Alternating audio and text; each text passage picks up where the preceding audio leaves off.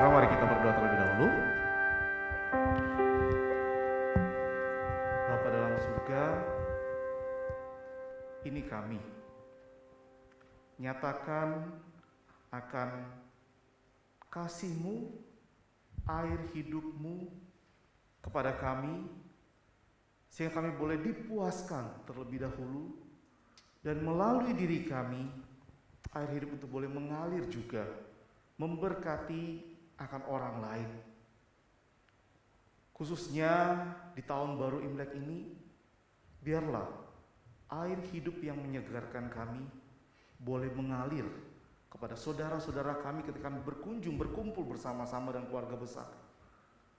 Sehingga kasih-Mu boleh dirasakan oleh kami semua Tuhan. Pimpin saat ini dalam pembacaan firman-Mu, berbicaralah kepada kami. Ketika firman-Mu dibacakan, kami yang mendengar, kami boleh memahami bahwa itulah Tuhan yang berbicara kepada kami. Yang berdoa kiranya Allah Roh Kudus menggunakan firman yang tertulis ini dalam pembacaan ketika kami mendengarkan, merenungkannya. Kami boleh mendapat kekuatan, teguran, pengertian apa yang Tuhan ingin sampaikan kepada kami. Dan setelah itu firman-Mu akan dipaparkan ya Tuhan. Berkati apa yang telah hamba persiapkan, gunakan hamba-Mu ini dalam memberitakan prinsip-prinsip yang dapat dipelajari daripada firman yang tertulis ini. Sehingga kami pun boleh pulang dengan mendapatkan hal-hal yang menjadi respons untuk kami lakukan dalam kehidupan kami sehari-hari. Berbicara pada kami pada saat ini, demi nama Kristus Yesus yang berdoa. Amin. Silakan dulu Bapak Ibu Saudara sekalian.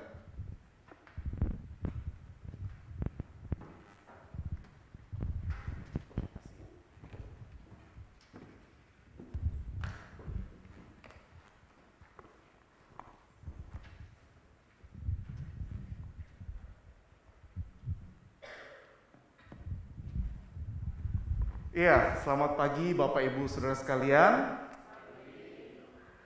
Dan tidak lupa saya mengucapkan karena hari ini adalah hari yang sangat spesial ya. Hari yang sangat spesial dengan nuansa warnanya sudah ketahuan.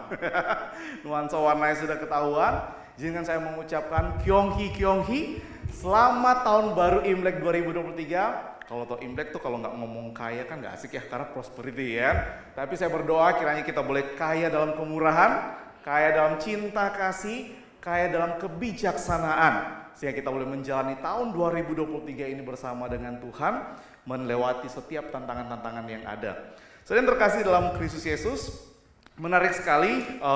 Pertama-tama saya ucapkan terima kasih kepada Bapak Ibu Majelis, hamba Tuhan yang boleh memberikan kesempatan pada saya untuk melayani tempat ini. Ini pertama kali saya melayani di GKR Teluk Gong ini. Saya Rextovan Riki, panggil saya Riki, itu nama paling pendek, paling gampang saudara.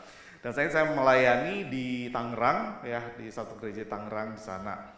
Saya tinggalnya di Cikini untuk sementara ini. Nah, saudara yang terkasih dalam Kristus Yesus, saya mengajak kita untuk merenungkan satu bagian firman Tuhan dari Yohanes pasal yang keempat, karena tema kita pada saat ini yang diberikan itu kepuasan hidup dari air hidup. Yohanes pasal yang keempat, surah ini sangat panjang, maka saya akan membacakannya bagi kita, sehingga apa yang Bapak Ibu dengar dan Bapak Ibu boleh baca dalam kitab suci Bapak sendiri, itu adalah perkataan Tuhan secara langsung kepada kita. Dan saya akan membacakannya bagi kita semuanya. Beberapa bagian penting yaitu ayat 1 hingga 30 dan ayat 39 hingga ke 42, karena itu yang menjadi narasi untuk kita pelajari bersama-sama pada saat ini. Yohanes pasal yang keempat. Ketika Tuhan Yesus mengetahui bahwa orang-orang Farisi telah mendengar bahwa ia memperoleh dan membaptis murid lebih banyak daripada Yohanes, meskipun Yesus sendiri tidak membaptis melainkan murid-muridnya, ia pun meninggalkan Yudea dan kembali lagi ke Galilea. Ia harus melintasi daerah Samaria. Maka sampailah ia ke sebuah kota di Samaria yang bernama Sikar, dekat tanah yang diberikan Yakub dahulu kepada anaknya Yusuf. Di situ terdapat sumur Yakub. Yesus sangat letih oleh perjalanan, karena itu ia duduk di pinggir sumur itu. Hari kira-kira pukul 12. Maka datanglah seorang perempuan Samaria hendak menimba air. Kata Yesus kepadanya, "Berilah aku minum."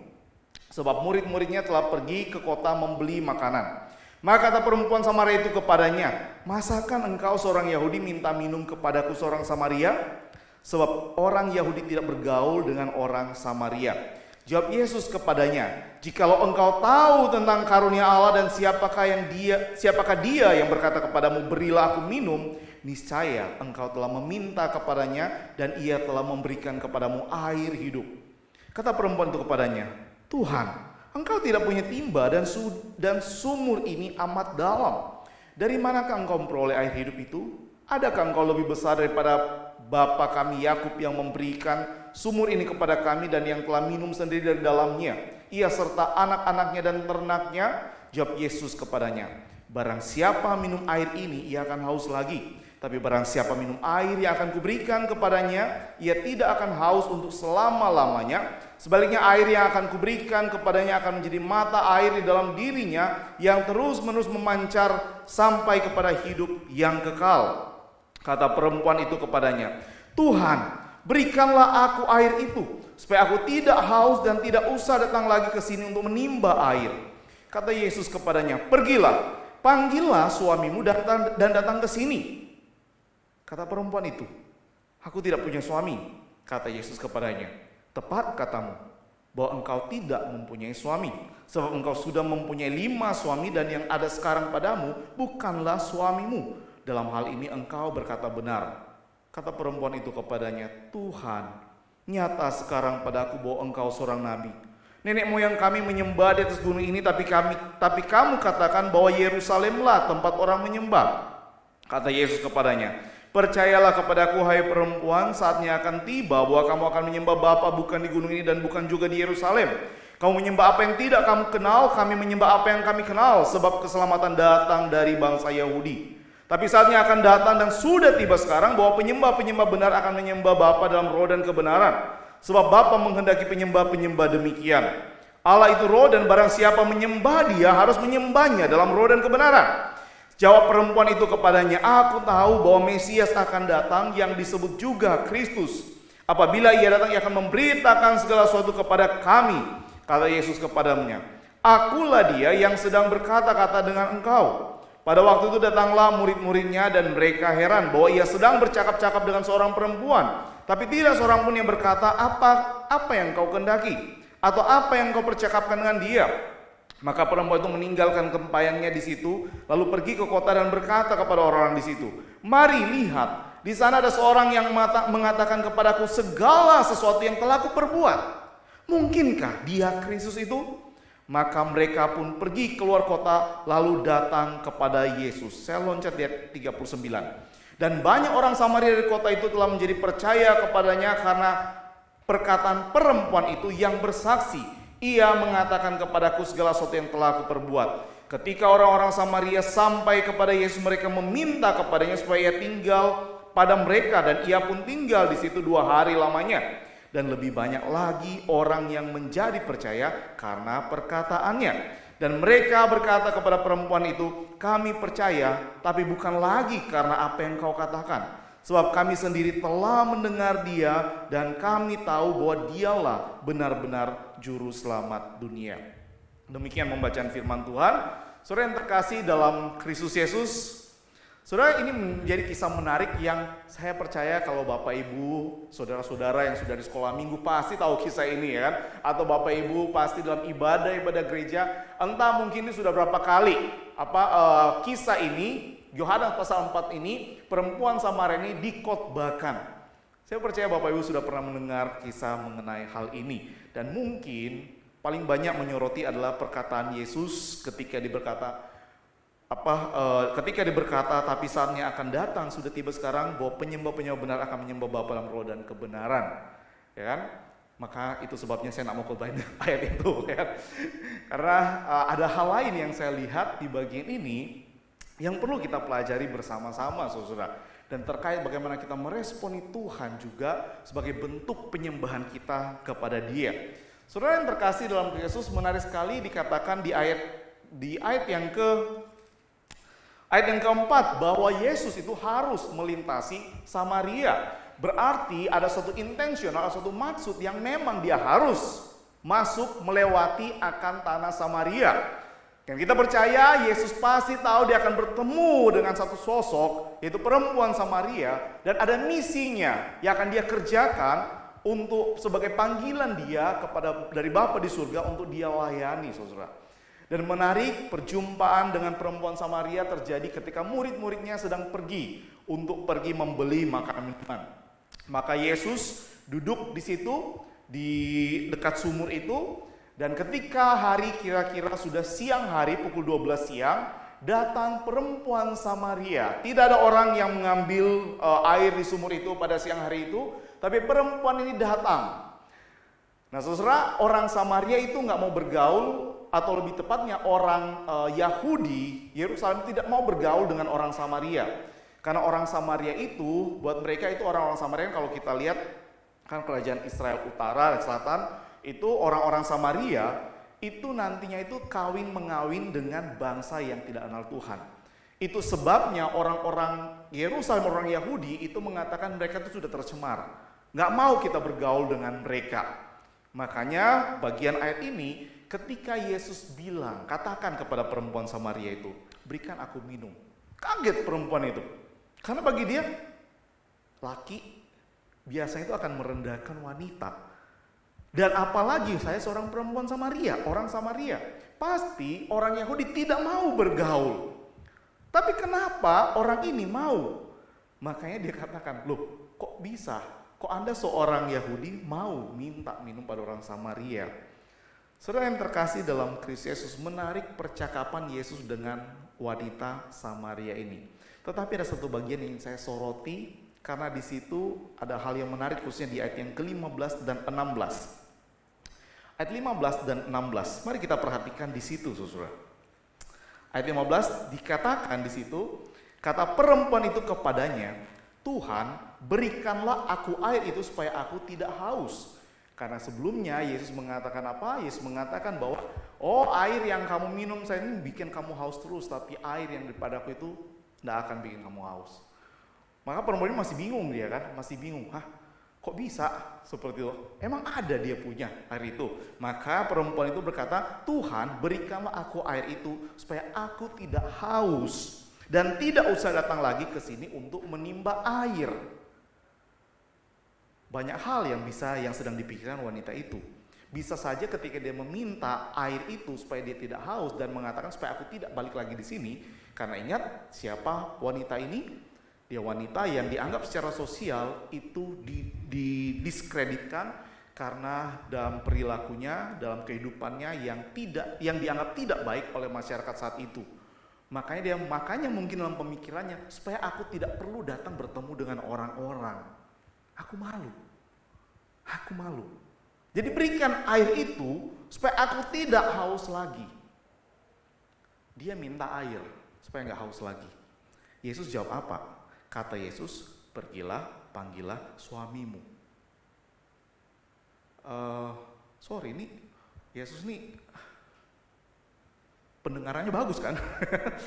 Ketika diminta air, kenapa dia suruh minta wanita itu panggil suamimu?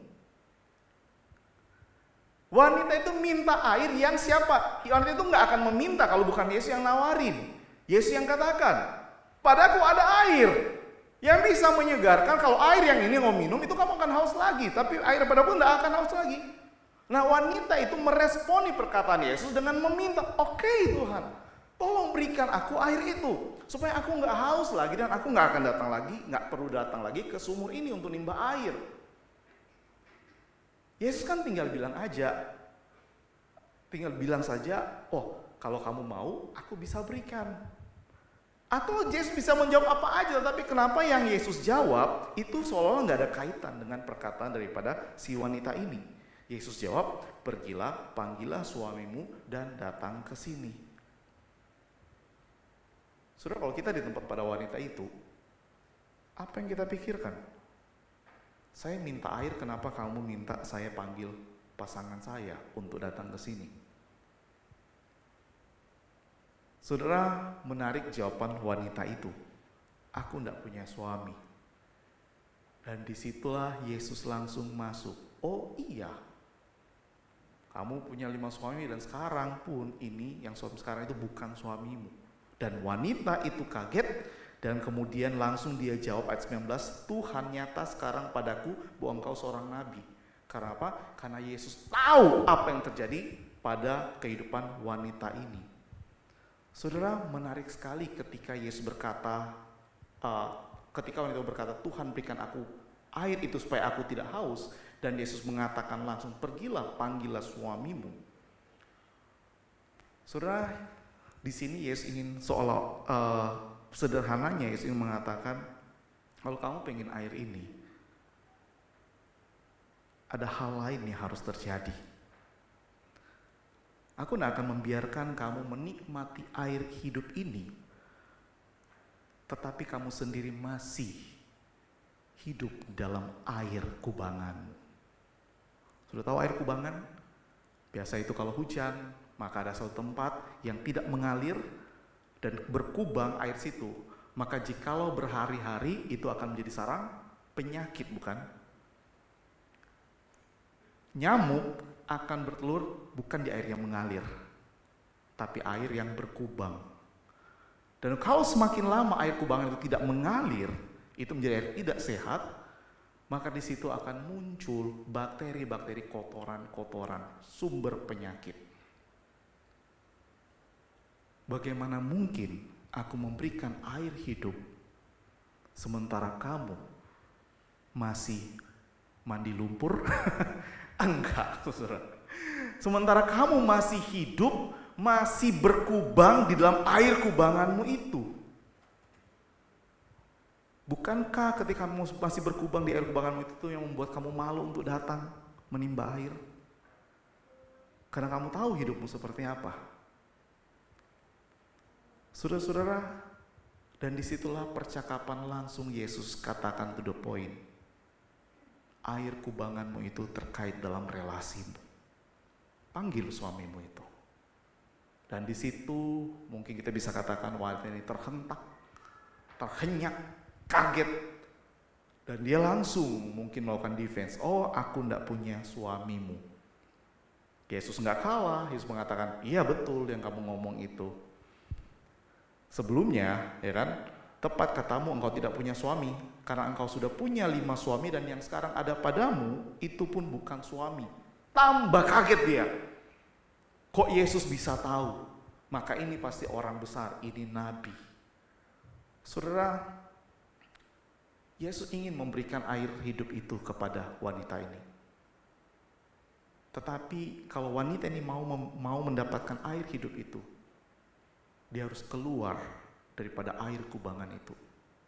Atau dia membiarkan Tuhan untuk menguras air kubangan itu, supaya air hidup daripada Kristus boleh masuk kepadanya. Dan dia boleh menikmati akan air hidup itu. Saudara, singkat cerita, wanita ini kemudian merasa dipuaskan oleh Kristus. Karena di perjumpaan dengan Kristus, Kristus mengobrak-abrik dulu hidupnya. Air kubangan itu yang dia sembunyikan, yang dia tidak pingin sebenarnya Kristus tahu. Tapi Kristus langsung masuk to the point di situ. Kamu pingin air hidup? Kamu haus? Mau kuberikan? Kamu ada masalah loh dengan air kubanganmu. Sini ku obrak-abrik dulu.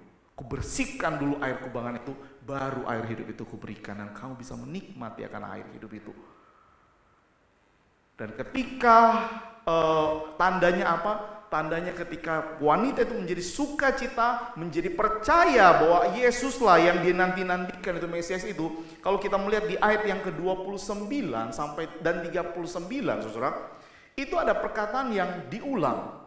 Dikatakan di situ, ini si wanita setelah dia puas bertemu dengan Kristus, dia pergi, dia beritakan kepada orang lain, mari lihat di sana ada seorang yang mengatakan kepadaku segala sesuatu yang telah kuperbuat.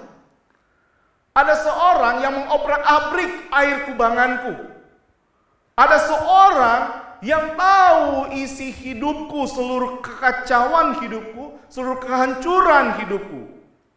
Ada orang yang tahu dan dia memberitakan itu, dan dia membukakan itu padaku. Makanya wanita mengatakan, mungkinkah dia Kristus itu? Mungkinkah dia yang dinantikan itu, dia yang diurap yang kita nantikan selama ini? Maka orang-orang itu langsung pergi keluar kota dan mencari Yesus. Di ayat yang 39, ketika banyak orang sudah bertemu dengan Kristus, maka banyak orang Samaria dari kota itu telah menjadi percaya kepada Kristus karena apa? Dikatakan sini karena perkataan wanita itu. Perkataan yang mana? Perkataan, ia mengatakan kepadaku segala sesuatu yang telah kuperbuat. Dan itu terjadi ketika Yesus mengatakan, pergilah, panggillah suamimu. Kamu mau air hidup? Izinkan aku masuk, mengobrak-abrik air kubanganmu, kehancuran hidupmu. Saudara yang terkasih dalam Kristus Yesus, dalam bagian ini kita mempelajari hal ini. Bahwa kita itu hanya bisa menikmati air hidup jika kita itu membiarkan Tuhan itu menguras air kubangan kita. Setiap kita datang memiliki air kubangan tersendiri yang mungkin kita tutup-tutupi selama ini. Bahkan mungkin hanya kita dan Tuhan yang tahu air kubangan itu. Bahkan sekalipun suami dan istri bisa saja saling menutupi air kubangan masing-masing. Dan kita datang kepada Tuhan setiap hari minggunya untuk mendapatkan air hidup itu. Kita datang mungkin dengan perasaan gelisah, sekalipun juga hari ini hari yang sangat berbahagia. Momen yang sangat penting. Kita berusaha meninggalkan air kubangan itu. Aku mau bersuka cita dulu, mau happy dulu. Tapi sayangnya air kubangan itu gak bisa tinggal di belakang. Dia ada dalam kita. Yang kita akan bawa itu kemanapun kita pergi. Yang kita lakukan hanyalah kita menutupinya. Tapi kita juga membutuhkan air hidup itu. Kita benar-benar pengen sekali air hidup itu. Karena kita kepengen bukan air kubangan ini dibersihkan. Kita pengen bukan hidup menjadi seperti Kristus. Kita pengen bukan hidup makin dewasa seperti Kristus. Kita pengen hal itu. Karena saya percaya Roh Kudus bekerja pada kita dan selalu mengatakan, kebutuhanmu seharusnya bukan hidup dalam air kubangan. Kebutuhanmu seharusnya hidup menikmati air hidup itu. Dan hidupmu pun itu mengalirkan air itu dan orang lain mendapatkan air hidup itu, bukan? Dan kita mau seperti itu, bukan? Tetapi kita masih hidup dalam air kubangan. Kita hidup dalam kehancuran. Kita memegang hidup kita yang retak kemana-mana. Kita berjalan dengan keretakan hidup kita, menjalani semua itu. Saudara-saudara yang terkasih dalam Kristus Yesus, sama seperti wanita Samaria itu. Sebelum bertemu dengan Yesus, dia selalu membawa air kubangan itu dan bersembunyi daripada orang-orang lain. Karena dia sendiri pun malu. Dan saya percaya kita pun sendiri malu terhadap air kubangan kita. Dan saya percaya kita pun sama seperti perempuan yang ingin berkata kepada Tuhan, berikan air hidup itu. Kalau saat itu perempuan itu nggak tahu air hidup yang dimaksud itu apa, dia hanya berpikir, oh itu yang bisa memuaskan dahagaku, dan aku nggak perlu datang lagi ke sini, nggak perlu bertemu orang-orang lagi, nggak perlu datang lagi seperti sekarang diam-diam. Karena aku nggak akan datang lagi, karena aku sudah punya air yang tidak akan membuatku dahaga. Wanita itu hanya berpikir soal air secara fisik. Tapi kita sudah mengetahui kisah ini dan kita tahu air hidup yang dimaksudkan Yesus. Air yang daripadanya mengalir. Dan kita menginginkan itu, bukan? Kita sama seperti wanita Samaria ini berkata kepada Yesus, Tuhan, please berikan air hidup itu. Dan Yesus berkata apa? Kamu mau? Di dalam hidupmu yang hancur, yang retak ini yang kamu bawa kemana-mana, kamu datang, kamu mau air hidup itu? Biarkan aku masuk dan menguras air kubangan itu. Dan ketika Yesus menguras, tidak enak. Saudara kalau membersihkan bak, pasti kan mengikat ya, untuk membersihkan supaya bersih lagi kan, sehingga air bersih itu bisa ditampung kan. Kita mungkin juga jijik ketika membersihkan, ketika kotoran-kotoran itu terlihat, tapi kita harus bersihkan. Tetapi membersihkan itu membutuhkan tenaga yang mungkin itu, kalau mungkin bak itu hidup kali ya, dia mungkin bisa berkata, aduh sakit sekali sikatnya, pilih yang halus dong. Tapi kalau yang halus ini nggak bisa bersih nih nodanya, kotorannya, sehingga sikat yang kasar. Saudara yakin pengen air hidup? Saya juga takut saudara, ketika Yesus akan masuk dan menguras air kubangan kita, membersihkan bak ini untuk diberikan air hidup yang bersih, yang sebenarnya kita menginginkannya, tetapi kita takut dikuras bukan oleh Tuhan. Kita menjalani hidup kita, membawa hidup kita itu dengan keretakan dan menginginkan Tuhan hadir. Dan bahkan mungkin kita sudah menjalani saat ini dengan pesimis. Ya sudah, aku jalani, aku akan tetap rajin ke gereja, aku tidak akan pernah meninggalkan Tuhan, tapi aku tahu aku malu, hidupku hancur, rasanya tidak akan bisa diperbaiki lagi. Menarik, seorang pencipta lagu, Leonard Cohen ya saudara, ada satu pernyataannya, dia mengatakan, di dalam diri kita itu ada crack. Semua, dalam segala sesuatu itu ada retak, ada keretakan. Tapi justru caranya cahaya terang itu masuk, itu lewat retak bukan? Ada celah, ada keretakan. Tapi itulah jalan cahaya boleh masuk untuk memberikan terang. Ketika ada tembok bangunan yang semua tidak ada jendela, tidak ada cahaya yang bisa masuk. Satu-satunya cara jikalau itu ada retak dan terus menerus retak, sehingga cahaya itu sedikit demi sedikit masuk karena ada keretakan. Dan hidup kita lah hidup yang penuh keretakan. Kita membawa kemana-mana hidup kita yang retak itu. Tapi justru disitulah, lewat keretakan itulah Tuhan, terang Kristus itu boleh masuk kepada kita. Aliran air hidup boleh masuk kepada kita. Dan kita boleh disegarkan. Keretakan itulah justru yang menjadi konteks di mana Tuhan masuk untuk memulihkan hidup kita. Seorang pastor penulis buku yang sudah meninggal ya, Michael Yaconelli, dia juga mengalami bagaimana dia berjuang dengan kehancuran hidup, spiritualitas yang hancur, tapi dia berusaha untuk mencintai Tuhan. Sehingga dalam salah satu bukunya dia mengatakan bahwa kekacauan, atau mungkin kita bisa katakan saja keretakan, hidup yang retak ini, hidup yang penuh air kubangan ini, justru adalah pelatihan kerohanian yang sesungguhnya. Tempat persembahan iman, tempat Yesus yang sejati bertemu dengan kita yang asli. Justru dalam kekacauan hidup kita yang kita jalani, yang kita bawa, justru dalam air kubangan yang kita bawa ini, disitulah Yesus akan berjumpa dengan kita, air hidupnya akan diberikan kepada kita.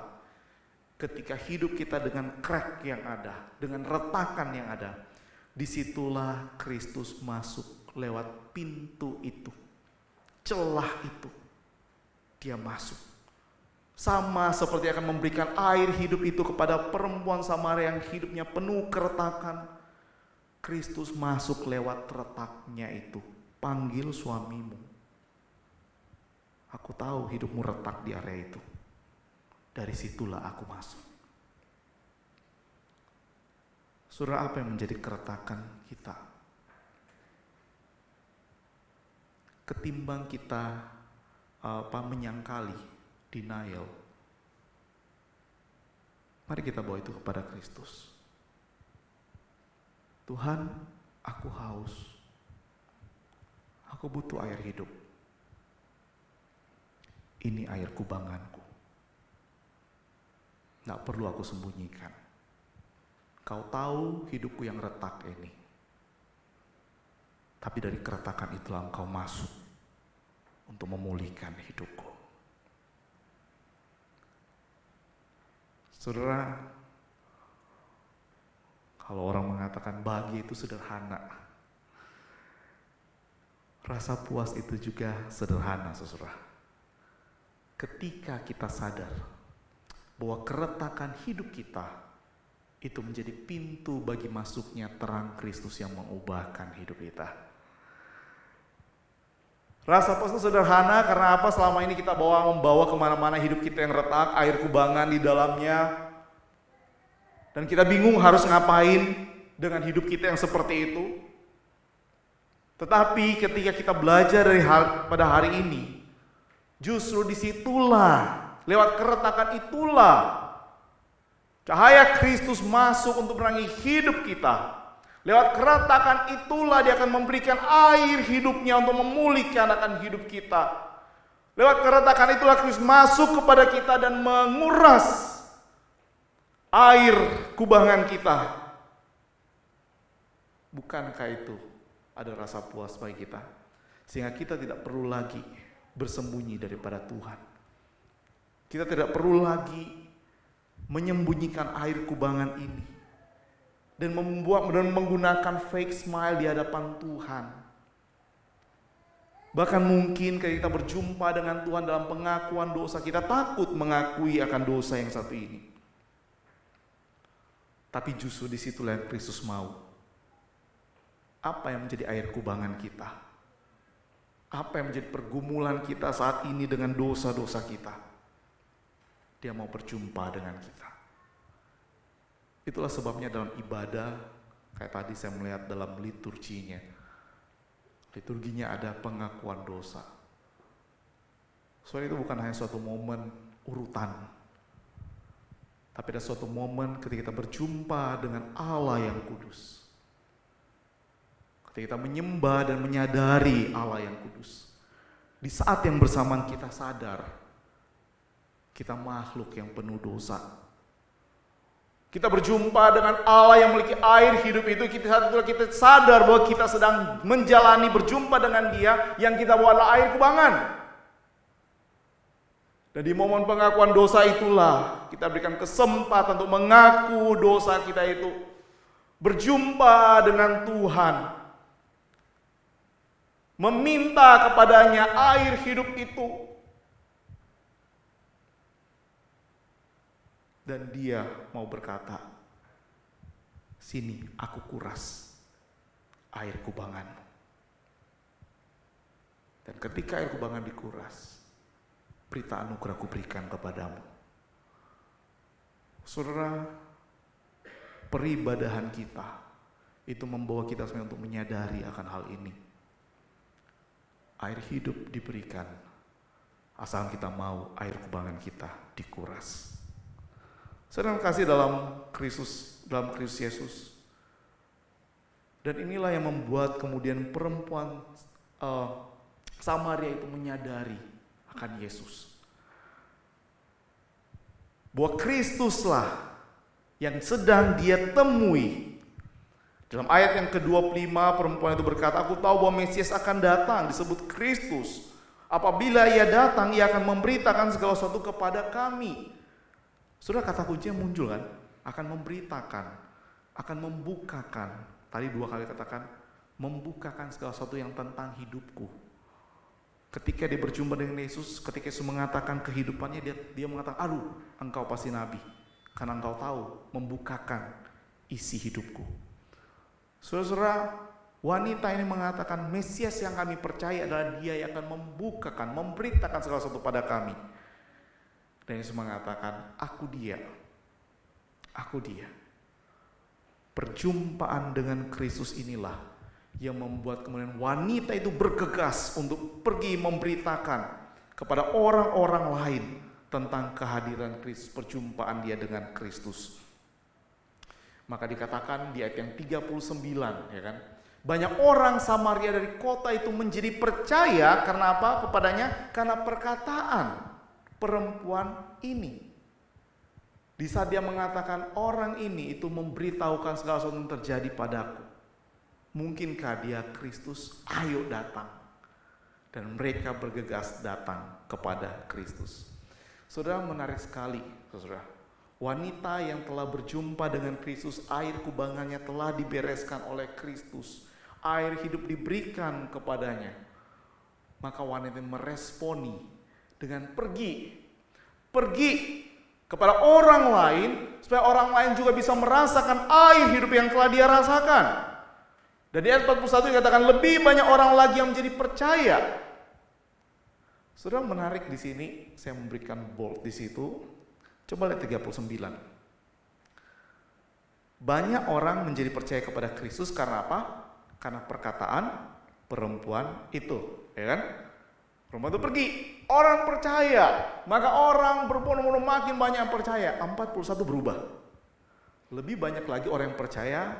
Perkataan siapa? Nyah, huruf besar. Perkataan Kristus. Ada suatu perubahan dari percaya perkataan dari wanita itu, sekarang menjadi percaya kepada perkataan Kristus. Dan mereka menegaskan, memberikan konfirmasi itu di ayat yang ke-42.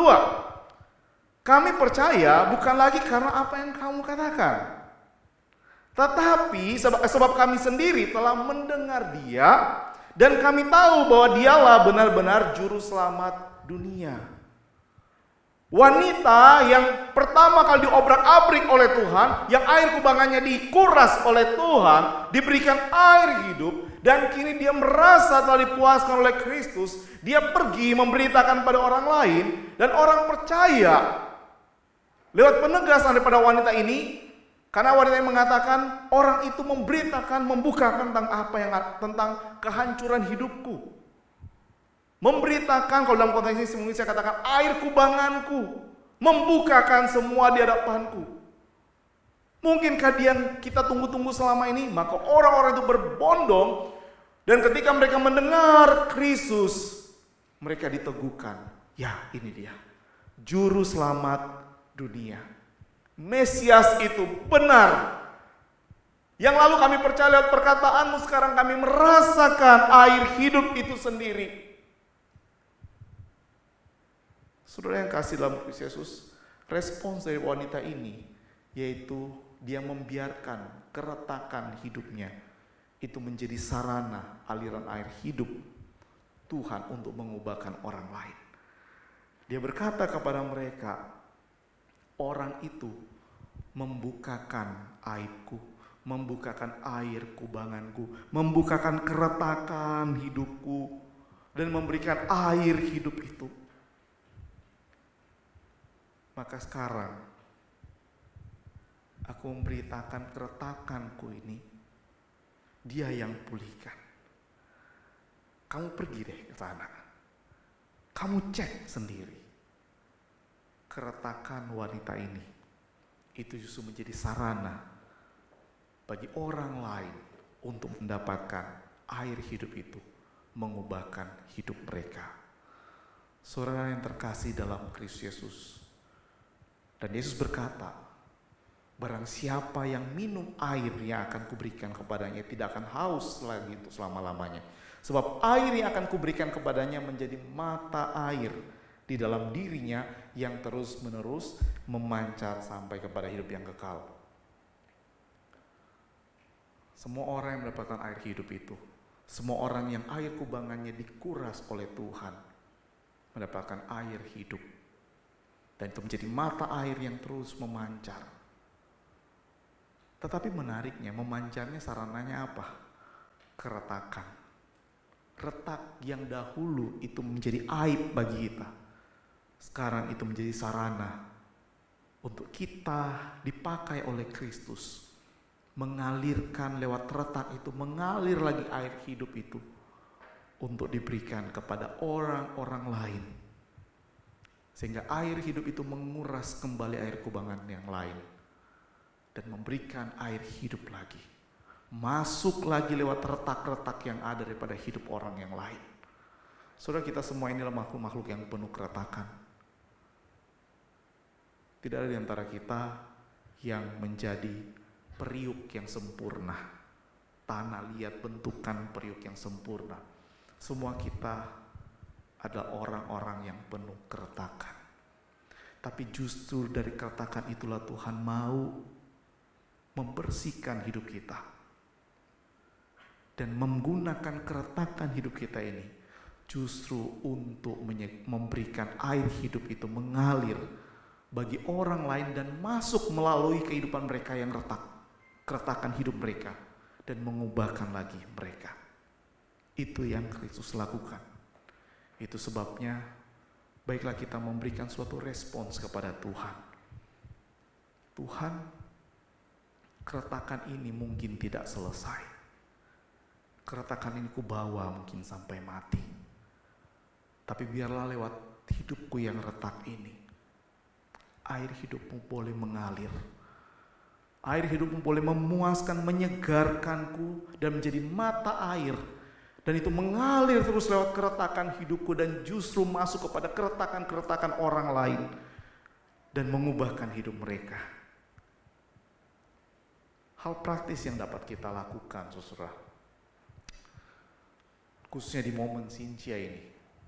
Hal yang sangat praktis deh, ya kan? Hal yang sangat praktis dalam momen Sintia ini. Saudara, pasti ini hari untuk bertemu keluarga besar, ya kan? Happy, sukacita. Nah, saudara, ingat kita orang-orang yang retak, yang akan berjumpa dengan orang-orang yang retak. Dan kita tidak tahu apa yang menjadi keretakan mereka yang mungkin mereka sedang tutupi, mereka sedang malu. Dan biasa kalau perjumpaan keluarga, itu kita akan banyak ngobrol, bukan? Mungkin sudah lama gak ketemu, atau bahkan sering ketemu, tapi nanya lagi gitu kan. Ngobrol lagi seperti itu dalam pertemuan keluarga. Nah, saudara, mari. Karena kita sudah tahu kita orang yang retak, yang dipuaskan oleh Tuhan, dan kita tahu banyak orang keluarga kita yang lain juga orang yang retak, yang mungkin mereka sedang menyembunyikan suatu tapi kita tidak tahu. Mari kita mengendalikan perkataan kita.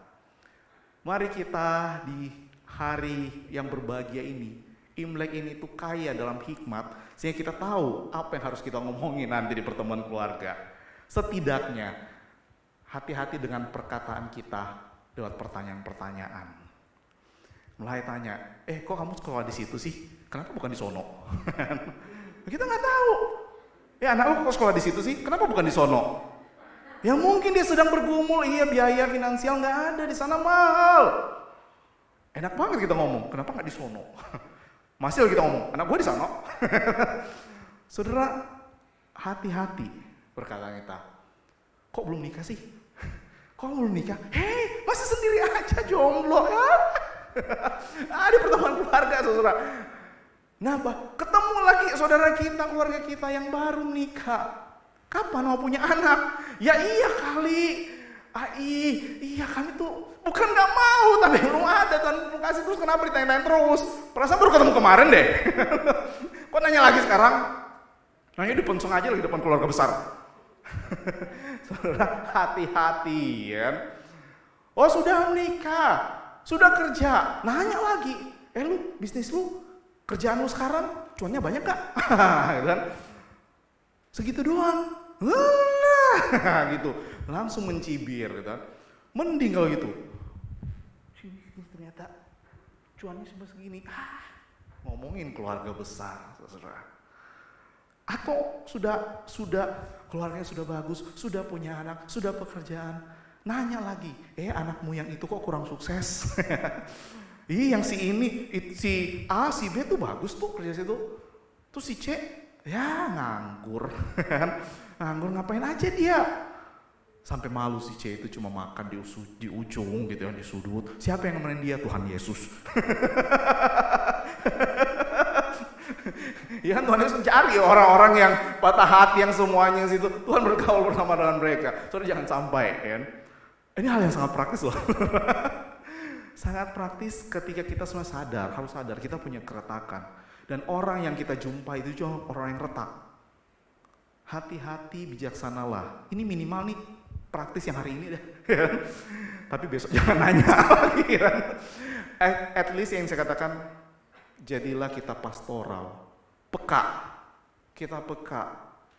Dengan pertanyaan-pertanyaan mungkin sensitif bagi mereka karena mereka mungkin retak di area situ. Tapi mari kita justru menjadi aliran air hidup yang mengalir dari keretakan kita kepada keretakan mereka, sehingga mereka pun boleh merasakan Kristus. Akhir kata, ingatlah akan hal ini, bahwa kita hanya bisa menikmati air hidup jika kita membiarkan Tuhan menguras air kubangan kita. Dan biarkanlah sebagai respon, biarkan retak dalam hidup kita ini itu menjadi sarana, aliran air hidup Tuhan untuk mengubahkan orang lain. Selamat menikmati hari Sinja ini, hari yang berbahagia ini bersama dengan keluarga besar saudara, dan biarlah kita boleh memuliakan Tuhan dan bahkan mengalirkan air hidup itu. Jikalau ada keluarga-keluarga Bapak Ibu yang belum percaya, alirkan air hidup itu di dalam keretakan mereka. Mari kita berdoa. Bapa dalam surga, terima kasih kami boleh belajar lewat wanita Samaria ini, perempuan Samaria ini, yang justru Engkau menjumpai, memberikan air hidup, itu lewat keretakan hidupnya. Lewat perkataan-perkataan Kristus yang membukakan siapa dirinya. Karena itulah yang diperlakukan kepada kami ketika Engkau mengetahui akan air kubangan dalam hidup kami. Engkau menginginkan untuk membersihkan, menguras air kubangan itu supaya air hidupmu boleh masuk memenuhi kami. Dan Engkau tidak memaksa kami harus menjadi sempurna, tapi Engkau tahu kami orang yang retak. Di dalam keretakan inilah Engkau tetap membiarkan air hidupmu itu menjadi mata air, dan membiarkan air hidup itu mengalir lewat keretakan-keretakan kami. Ini kami Tuhan, jadikan kami sarana-Mu, sehingga air hidup itu boleh keluar daripada keretakan hidup kami dan masuk dari retaknya hidup orang lain dan mengubahkan mereka juga sama seperti Engkau mengubahkan kami. Pimpin hidup kami ya Tuhan. Kiranya kami boleh memuliakan nama-Mu dalam kehidupan kami. Demi nama Kristus Yesus kami berdoa. Amin.